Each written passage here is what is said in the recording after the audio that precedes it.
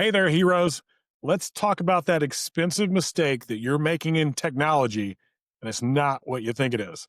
Hey, I'm Jim Johnson here at the Contractor Training Room show, and we have been walking through what it looks like to be a contractor, the pillars of your business, the stages of growth, and how all that works together. And today we're going to be talking about the technology pillar. We're going to talk about all these technology things and kind of what they're doing to your business. Now, the promise I'm going to make to you is that whenever we get done with today's conversation, you're going to see exactly what you need to do with technology and when to do it based on the stage of your business. So, when we're smaller, what we need to do, and as we grow each time, the different things that we need to be focused on in our businesses. Also, for those of you that stay to the end and hang out for some Q&A, we're going to give you a free download to do an audit of your technology, to do a checklist on how to buy the tech that you're after, and to be wise with your money. Because while there's a lot of shiny objects out there that are a lot of fun to have, they can really cost you dearly in the end. And then the big thing is the biggest problem why we don't get the ROI out of our software. We're going to talk about that today and how to solve it as well. So, before I get started, I want to ask you to do one thing. I want you to be really aware of this as we go through this today.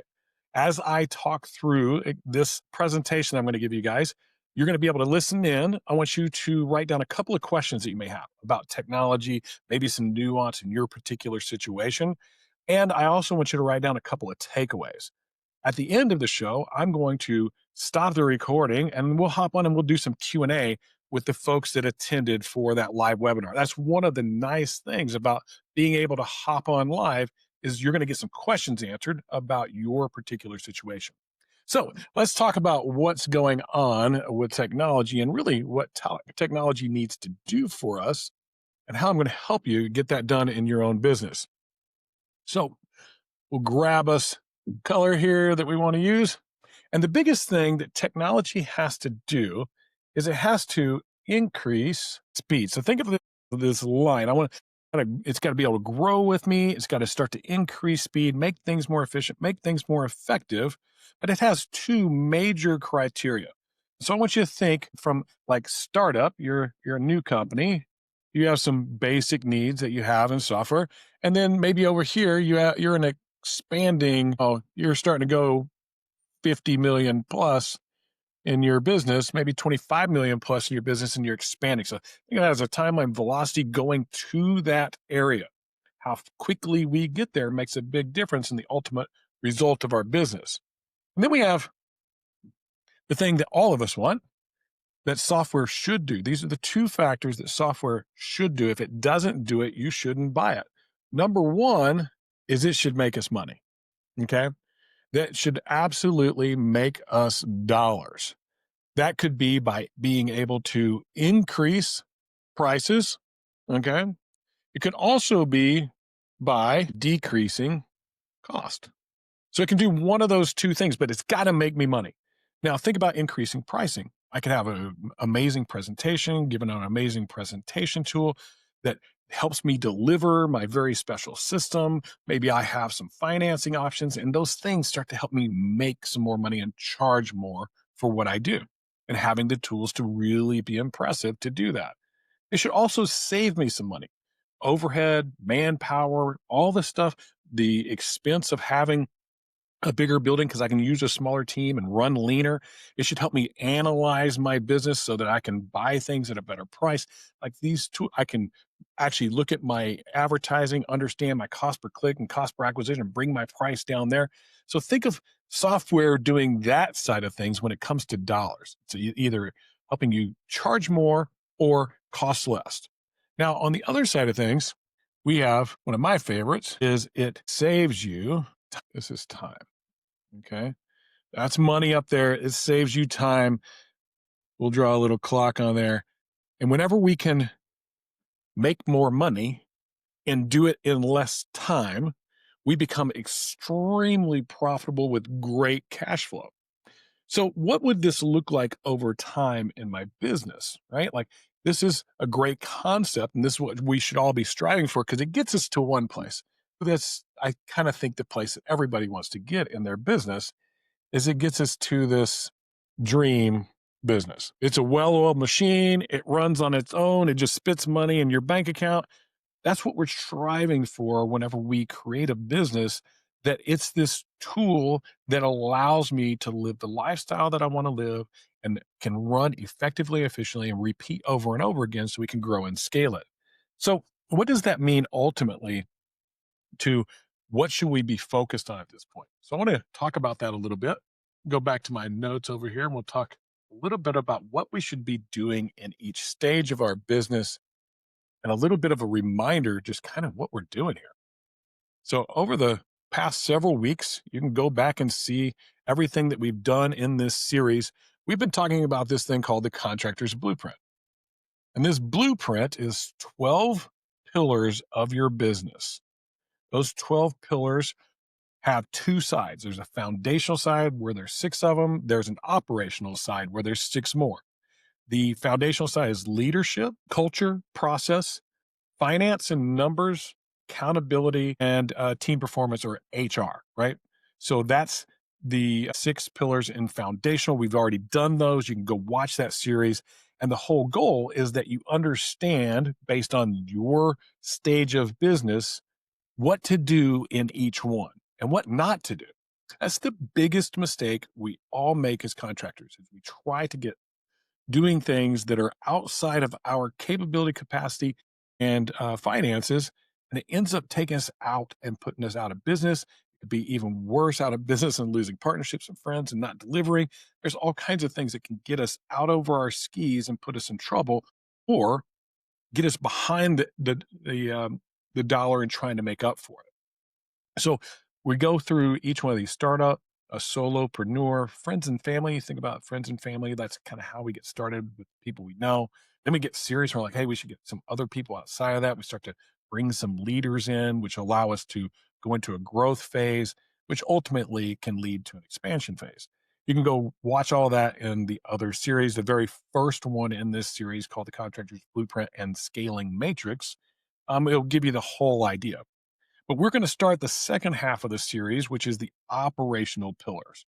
And the very first one is technology. And if you think about it, as a contractor, or really most any entrepreneur, we kind of get focused on the operational side.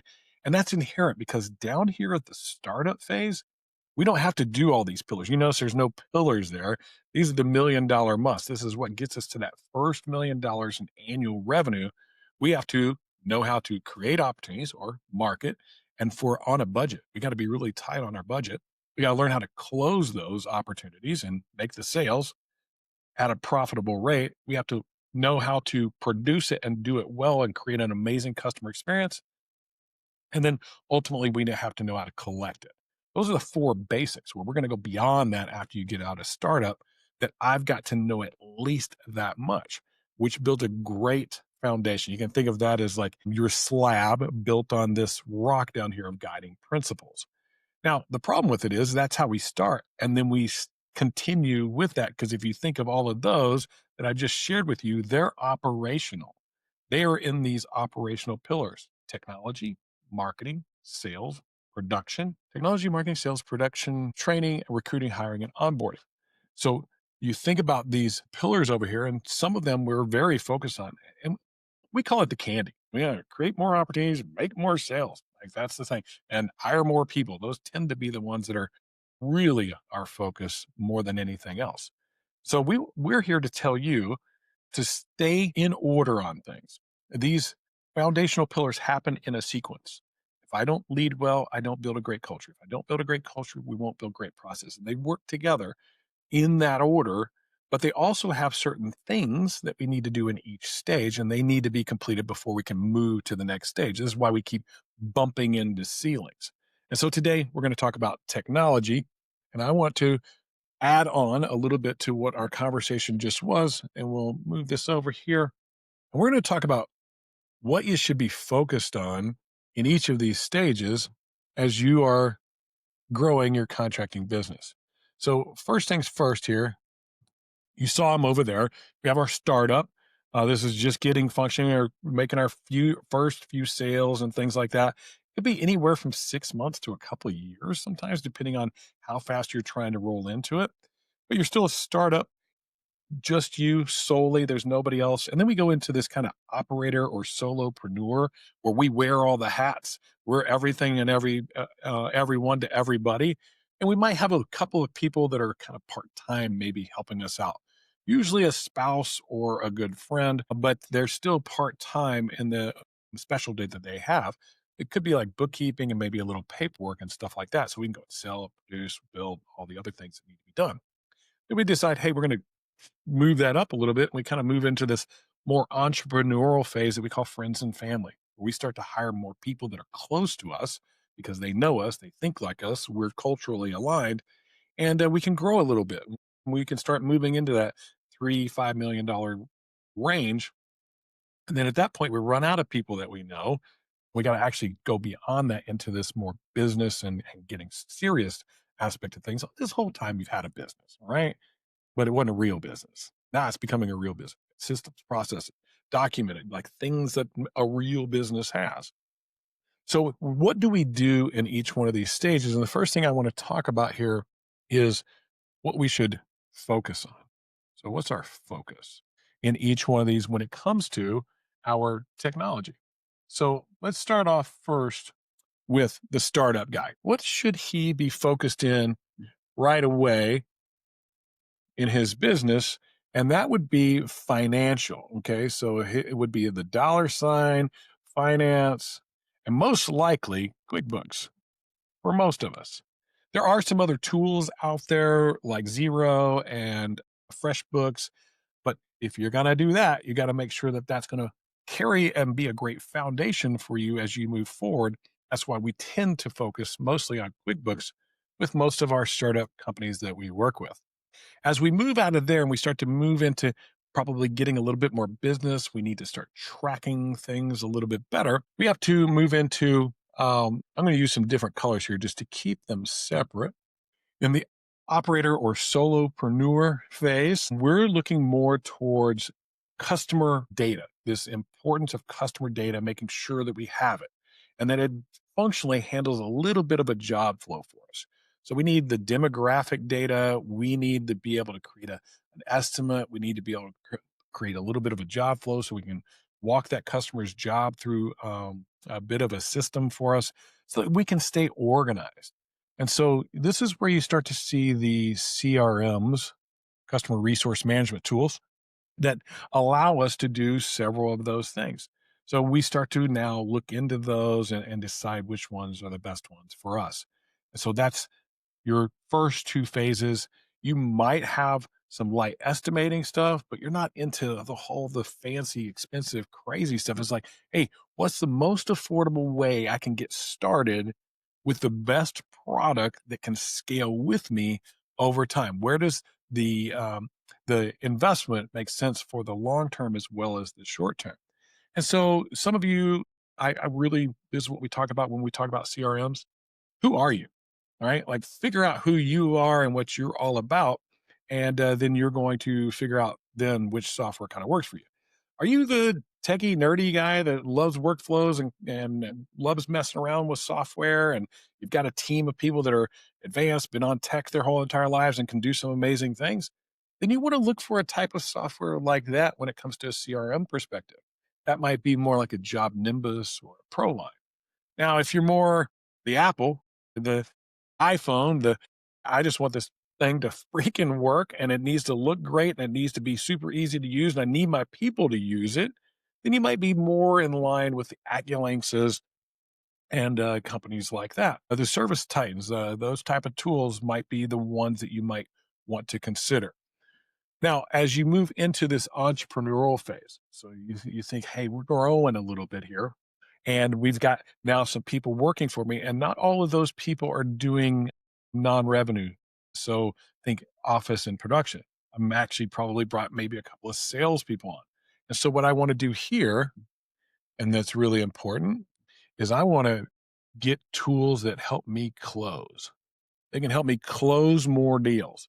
And so this is where you get into like proposal tools, and they can be add-ons to the CRM that you have. So you look at the CRM and say, hey, does it have an excellent proposal and presentation tool? Because we now have a real presentation for our company that we've built because we're at that phase where we need to, so that people coming in can repeat it and we have a consistency across our system. Looking at those two things, that helps you decide what kind of CRM. Like, hey, my CRM, can it do a great proposal and close a deal? Can it facilitate financing and stuff like that? Is that important to your particular company? So you got to start thinking when you hit this phase, friends and family, it's we need to close deals and we need to close more of them at a higher percentage of of profit and also a higher percentage of closing rate. Because if I can just move my closing ratio 5 to 10%, it can make a dramatic difference in the ultimate result for me on an annual basis. So that's your first three stages. Hey, finance and QuickBooks. Now, think about it back here in this finance and QuickBooks. You probably needing to learn a little bit about some spreadsheets and stuff like that. You can track them there. You can actually carry those spreadsheets into the operator solo and not really get too heavy into a CRM. CRM might come in up here. So these can kind of move between each one, but you can't get much further than the next one up before you have to have it. And so what happens whenever you get past the entrepreneur or friends and family stage? And what we're about here is system, and I'll just put SYS for that, and automation. We want to start systemizing everything so that it's repeatable, creating a great customer experience and shortening the time frame of how long it takes to process and do a job. We're start looking at time here. We're really trying to squeeze down the time while still having an amazing experience. So this is where you see marketing automation tools like a HubSpot or a Go High Level. You start to see more of the systematic communication between a client that's done through workflow automation. You have those type of tools. And so now you're looking back and going, okay, what tool can close? What tool can actually do my CRM as well? Is there anybody that does all of those? Because down here, I want to make a good decision because I know I got to do these things up here. Now, whenever we get into the growth and trust side of things, we have to start thinking a little bit deeper. And this is where we measure and analyze. So we've got systems, we've put automation in. Now we have tools that are actually measuring the results. Think of these as the tools that are measuring how quickly a job is going through. So, like a velocity tracking type tool. This is where you start probably stepping into some AI type stuff that's able to look at your whole entire business in one fell swoop and go, hey, this is exactly what's happening. Here's your dashboard for it. And then we're constantly looking to try and move that thing to, again, shortest time frame, optimized for client experience to deliver as quickly as possible, which increases our cash flow even more, reduces our cost even more. Because you're looking here at how much are materials, how much is labor, how much could I actually buy a pallet worth of stuff to save me money so I don't have to spend that over time because I'm going to buy it anyway. Have I put enough resources back to be able to invest like that? These measuring and analysis tools allow you to do things like that. And then finally, in expansion, we'll come in here and we'll put this is the green one. I like green. Green's good. What we're doing here is integration. And in two places, right? We start looking integration across our entire system. We might be looking at it back even in the growth and the true owner phase. Like when we're in growth and scaling, that's when we start to become true owners. We're putting leaders in place. Those leaders are installing the systems, putting in the technology that we want. And they're analyzing, like, hey, is this something that's going to be right for us moving forward as we continue to grow? And when we get it all integrated together, think of it as an ecosystem or an enterprise system, it makes a massive difference in ultimately how successful we are. So we're going to leave that there right now. We're going to come back to this in a few minutes. We're going to talk about why this is so important. But these are the things that you should be focused on as you start to move up that scale in your business as far as the stage at which you're at. Now, here's the biggest problem. The biggest problem that we see is we see people putting in these type of things up here way back here when they should just be getting their CRM tight. And so what happens? Why does this happen? And what's going on with us as owners and leaders in our business that forces this equation? So the real problem is not the software. The real problem is not you necessarily, or at least your intentions. So I want you to think about it like this, okay? I want you to think of it as this first piece here Make sure I got the right color. Ah, I did have the right color. So these are your good intentions. We hope. You have gone to a conference, you have seen all the software in the world out there, and there's the magic pill that's going to make you more money, save you more time, speed up everything. And you've decided we're going to do it. And this is going to be amazing. You're going to invest in it, and everything's going to be wonderful. So that's good intentions. The next component of that is you move forward. Bring this over so everybody can see it. And that gets you into making some choices on good software. And here's the honest truth. Most software out there is good. It's not the software. That's the most of the time they actually do what they say they're going to do. In some rare circumstances over the years, as new things have come out, they can be a little bit more challenging. They're still going through their learning curve and growth curve and stuff like that. If you're trying to get something that's is going to work, try to work with somebody who's been established a little bit longer or at least has a history of putting out some really strong software. So I've got good intentions as an owner. I've found a good software. And so now we have to consider the all important and cannot be overlooked. And the number one reason we fail with software is adoption. Because the cold hard truth is this. Get it where you guys can see me, I hope, without a whole bunch of lines all over my face. This adoption thing right here, this is the one you, the owner, expects everybody else to do for you because you think it's a great idea. And you say, hey, we're going to do this thing. And you tell everybody we're going to do it. And you attempt to roll it out without any plan.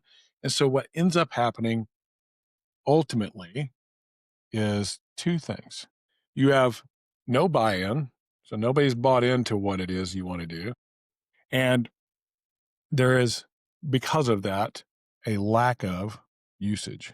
And so you end up doing what most contractors out there end up with most software they get. They buy it, they try to integrate it. They integrate as much as they can, probably use anywhere between 10 and 20% of its power when it's a CRM. A simpler tool, they might use more like 75, 80% of its power. And before you can nail it and get all of its power down, you're buying the next software. You're buying the next solution. You're buying the next magic pill to solve all your problems before you perfect the first one. It's just like running one of these businesses. You try to move from stage 1 to stage 2 without perfecting stage 1, or stage 2 to stage 4 without perfecting anything in stage 2. And when we don't perfect the thing, the foundation we continue to build off of is an absolute mess. And so then we get pissed. We're absolutely upset. We're spending a lot of money on software. We're not getting out of it what we thought we were. And it's not the software's fault in most cases. Some of them, yes, there may be, but it's not the software's fault in most cases. Most of the time, to be honest with you, it's you. You didn't have a plan. You didn't find the things that you need to find. I'm going to talk about one of those things right now that you have to find that's super important. So let's move this up a little bit and figure out how do we solve that problem right there? This poor adoption, this idea that, hey, software is neat. We like shiny objects, but we do not implement, nor do we adopt well because we have no plan and because we think it's a neat idea and we say, hey, everybody do it. But there's a key ingredient missing in most cases. What is that key ingredient? This thing that would make all the difference in the world. That would be this person right here that I'm drawing that has everything to do with whether you're going to be successful or not with your business when it comes to software. Because when you learn this concept right here, to find a champion who not only is passionate about what it is that software does, they're capable of doing it, they're willing to plan out how to use it, and they're also willing to take ownership over it. Now, in some cases, that might be you. You might have some passion as an owner for a piece of software and you really want to be involved in it. But most of the software is going to take to grow to those larger size companies. That's not going to be the case. So we really want to make sure that we identify a champion for whatever software piece that we need to use. All those ones that we started stacking up over there, like, hey, do I have a champion for them? Who's that? And why is it? And can they handle it? And are they capable? And do I need to get somebody from the outside to do this? Because spending a whole bunch of money on software that doesn't do anything for you to increase the amount of money you make or save you a tremendous amount of time is just money being set on fire. And that's what we don't want. So let's talk a little bit about this usability filter and how does that work to make sure that we make good choices with our software.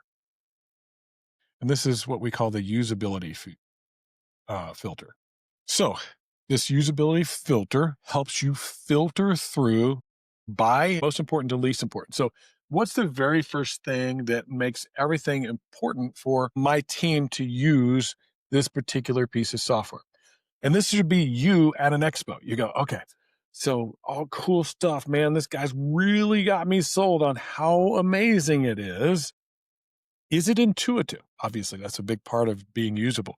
Is it intuitive? Did I just naturally click the right button, move through the right thing? Seems self-explanatory and like, wow, I can just use this. When I was the director of sales and at Acculinks for their first 5 things, this was one of our big things. How intuitive? Just like make it simple, stupid. Like, how does this just naturally flow very well? And does it make it easy for others to use? So think of it as intuitive. Okay. It has clear. This is one where people really struggle with their softwares when they get into the more complicated, especially CRMs, right? But there's like this clear workflow that needs to be followed, and then I can maybe build it out a little bit, but it's pretty clear. Like boom, boom, boom. This is what happens, and I have a workflow, right? I have a workflow for my business, and I know that I do whatever it may be. Maybe it's roofing, fencing, siding, whatever it is that you guys do out there as contractors and even you as entrepreneurs, whoever's watching this, you think about it, you got this thing that you do, it has specific nuance to it. For example, if you're doing roofing and you're doing windows, those are very different workflows and you have both in your business, you have to find a piece of software that has multiple workflows. But if you're doing business that is very similar workflows like roofing and fencing, well, I could buy one that has a very clear boom, boom, boom. This is what we should do in our workflow. So think clear workflow. Now, once you have clear workflows figured out, you have to ask yourself, does it integrate into the systems we already have? I'm going to get this thing, and it is the coolest thing. Man, it solves all the problems in the world. Does it work with my CRM? Does it work with where I house all the data and information for my customers and stuff? I'm going to get this cool new video thing that just shoots video of everything and every ounce of it, and AI reads it and tells us everything. But now I have to move all of that from over there over into here because they're not integrated, which actually costs you time, costs you money for the product, and it doesn't bring the value back for you. So you got to ask yourself, does it integrate? And this is another one, and this got sent to me this morning because I am actually involved in software again. And so, like our software, we tell you don't buy our software unless you're at least a 3 million and more likely a $5 million company. We're not right for you. We're in a measurement and analysis tool. We can measure and analyze exactly what to do. And we're also a problem solving tool where we can do all your commissions for you. We can do all your crew payments. And we can do all your material invoice verification automatically, like boom, done, finished. We don't have all these people and doing it and trying to make sure that it's done right and perfect every time. But if you're not a larger company, that doesn't make sense. And you shouldn't be doing any of that early on. So you want to make sure that the tools integrate into your other tools. Now, last but not least, and this is the really important one, and you'll notice that, hey, it's got to pass this bar first. And so I'll come up here and put these little green check marks up here. Passes these bars first. The final bar and hurdle for it to jump over, and I'm going to just put that in a different color because I think it's that important, is that it is a 10-day ramp. Because every day after that you're using is money down the drain without it being earning you your ROI that you have spent on it. So we don't want to be wasting. We want to make sure that we can put this thing into our system quickly, which means that that's a criteria for us. So Think of this every time you're talking to somebody that they've called you about software, you investigated their software, and now they're calling you all the time. You're getting emails from it. I get a million because I am the worst, man. I am Mr. Technology. I love it. It's a shiny object. Can it solve my problem? But I've gotten really good at asking these questions. Is this thing intuitive? So I'll go try the free trials. I'll go watch them do a demo and see how easily they do it versus how many questions do I have to ask? Does it just seem like this is the next thing that I should be doing? Does the workflow make sense to me? Does it integrate with all the other stuff I've got? Like if it doesn't do that, man, I don't know if I even want to use this. And then can I learn it quickly? Like, yeah, it's intuitive, but can I actually learn it quickly? And if I bring it on board for my company, can the other people use it? Like, that's the big thing. Can I get them up to speed on this thing as quickly as possible? So that's your usability filter. I would suggest early on, whenever you're first starting out and in your early stages of growth, that you really ask yourself of these questions. But if you need help and you're bringing somebody on, you're going to have them help you with bookkeeping or maybe paperwork and stuff like that. Make sure that they become the champion of those tools that help you do that, QuickBooks and CRMs and those type of things. Because you have two different kinds of champions. You have one champion that's because they have to be. They are the production coordinator, and this production tool is the thing they got to learn and they got to implement in their team. And so, hey, that's what's got to happen. But sometimes it's a, hey, we want to analyze our marketing and create automations to push our social media out. And we don't know how to do that, but we know the software exists. Who's passionate about analyzing our marketing, making sure our cost per acquisition and cost per lead is right, and also loves to get things off onto social media? Anybody on the team? Yeah, I do. Champion. Guess what? Now let's go and follow a bit of a plan, which again, if you guys hang out today, we're going to share with you what that plan would look like to help somebody bring this on. So that has gotten us through the usability aspect of things. We're going to come back over here and we're going to talk about this again because it all relates now. Okay. So from the stage, we have these things that we're focused on action. Okay. So what's the action that I have to do here with finance and QuickBooks? Well, the action I've got to do is probably get some training. I got to get some training on that tool because if I don't get some training on that tool, because I'm a startup, I have to learn some of this on my own. Maybe there's some things that you already know with spreadsheets and stuff like that. But you've got to be where you're in this position of starting to train with what it is that you're learning. Now, when it comes into CRM, I've got to do a few important things and actions. So for CRMs, there's a workflow that goes along with it. We got to build some of those things out. So those are the actions that I'm taking. When it comes to closing tools and things like that, the tools that allow me to execute and estimate and stuff like that, I am creating a database and presentation and a few other things, making connections and stuff like that with finance. But I got this database of all these items. Okay. There's a whole bunch of them. And I've got to present them and deliver them as a solution that may look like a good, better, best. It could be a better, best, fall back to the rest. There's all kinds of different approaches out there.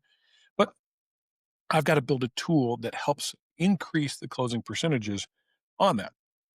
Now, over here, the actions I'm taking are more in the automation side of the world.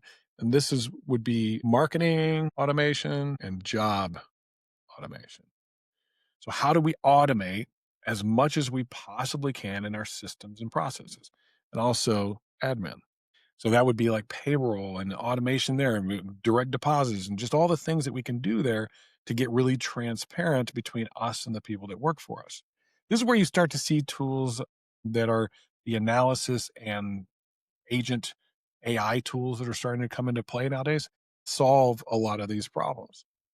And then now, whenever we move into these measuring and analyzing, the action that I need to take is build dashboards. So we got to build some dashboards that give us clearly with the measurements and analysis for our business so that we can review them and make decisions quickly based off of them because they're like little levers that we can pull to move our business forward. And then integration, this is where the action is. We're going to get somebody in place to normally handle getting that, and even maybe a team to get that in place. And one of the things I've seen, and this is one that probably irritates me the most in my entire career of doing this for the last almost 14 years now of coaching clients, is watching people do this. And we'll even expand on this more into enterprise as a part of it. People doing that enterprise thing back here at entrepreneur and business and growth. You've just now gotten to where, hey, I got some systems and stuff.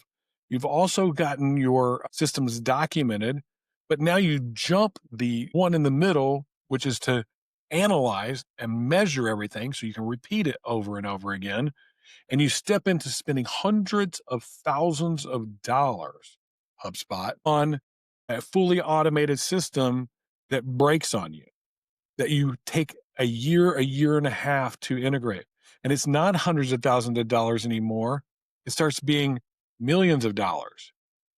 And it becomes a money pit because what you're really doing is you're taking a platform and turning it into the custom thing that you want it to do, which takes an immense amount of time, which is why people design and develop software all day long. So watch out on going full out enterprise too early in the system because it'll take you down. I've watched companies almost go out of business, and some have gone out of business over doing things like that. Be smart about your technology. Who's your champion? It's probably you. You are the champion of getting your finance and QuickBooks figured out. You might get a little bit of help, but really you've got to enter stuff in, take stuff out, know where to put it, categorize things. Like that's still you. And it might be you plus somebody here, but you're still both learning it, figuring it out. You're not pros yet. When you get into the next phase here, it is probably one of your team and likely a sales manager. So they're specific. Okay. This specific person. Now, here in systems and automation, these are passion people in a lot of the cases, and passionate here as well. But I'm identifying somebody that goes, hey, man, I love that stuff. Please let me do it. It's going to be amazing whenever I get done with it. No problem. You own whether it determines ROI, and you're going to be measured based on the ROI of that software if we're going to implement it. So that gives you an idea of what this looks like as you build out through stages in your business to determine whether you're going to be successful with your technology or not, when to install what, and also who to help get it installed so that you have this plan to get it done. Now, all of this may sound like a whole lot and a big lift. Ultimately, it's not. It's like, let's do the lift right here. Where we tend to really participate with people whenever we're doing our coaching and where they get the maximum amount of return on their investment. Again, coaching, right time, right place. Probably don't need a lot of coaching back in here. You can probably figure a lot of that out pretty simply. As you start to move into these upper levels, some coaching might be helpful. And so where we tend to work with people is right here. That doesn't mean that we don't work up here with people because we've grown them to there, but this is where we get a hold of you. And we start to develop out each one of the places throughout that whole entire framework and matrix where you are as a stage, and then what needs to be done in what order. We speed the process up with all of our templates, tools, and everything else. Do the thing based on experience of 13 years of coaching, another 5 years in the software world and seeing systems and processes of thousands of contractors in their back offices. And then also dozens of years myself as a contractor running a pretty good sized business, 20, 25, $30 million. Now, if you want help with any of that stuff and you think, hey, this is important, I am serious about growing my business. I'm willing to do the work because that's the big thing for us is, are you willing to do the work? If you're willing to do the work and you're into that friends and family and growth phase, you might want to consider over here our 1-to-1. And the way that starts, think of us as your guide. We're hand in hand with you the whole way to get everything in place at the right time, in the right order, there to slap your hand whenever you get excited about some kind of new shiny object and go, no, we don't do that. We have a plan. We're going to follow this mission. We're going to get that done so you can stay as profitable as possible throughout your growth. Well, the first step in that, shoot that QR code right there. It's going to give you a link to our assessment. Take the assessment. It's going to take you about 20 minutes probably. We want to know everything about you in each one of those pillars. That'll help us identify what stage you're in, which pillar needs to work in that stage, and then what to do next to move up a stage if that's what you're trying to do. Don't come to us if you're not willing to do the work, you're not hungry, you're not if you think it's an easy button, go find one of those hype machines out there that say they're coaches, have some kind of little superfluous program that's going to help you sell a few more jobs, is going to create chaos for you and tear up your business. Or let's build something sustainable, something that you've dreamed about, something that's a well-oiled machine that just repeats what it does. And man, it goes pretty quick. It's pretty fast. Like, hey, it's anywhere from 6 to 10 months to get everything in place to go to whatever stage you want to go to. I can't imagine a better way to get that done. So that's our coaching. Think of that as guided. Over here on the other side, we have Chat with Jim. And think of that as coach in your pocket. Is AI tools, 20 million words, everything we've ever done, coaching wise, tools, templates, the whole bit. It's there for you to ask questions. If you give it great context right away, is do it yourself. In those early stages, that's what we built this for. You don't have time to be on a meeting, to be a part of a thing just yet. You got simple questions that need to be answered right now. Get those questions answered. Go and download this. It's $29 a month. I mean, that's less than making a homemade cup of coffee every day. For that $29 a month, you got my brain in there helping you build out your business and get to the next stage. Seems pretty simple and pretty affordable, but hey, who knows? Shoot that QR code if that fits you a little bit better. That's our training for today. I hope you learned something about how technology can not only improve your business and make it amazing, also how it can wreck your business if we're not strategic about it. So that's our training today. Thanks for hanging out with us on Contractor Training Room show. Those of you that registered, you're on there live. Hey, I hope you wrote down some questions. I hope you wrote down some takeaways because I'm ready to take those right now. Everybody else, see ya. Go have a great day. Go be good humans.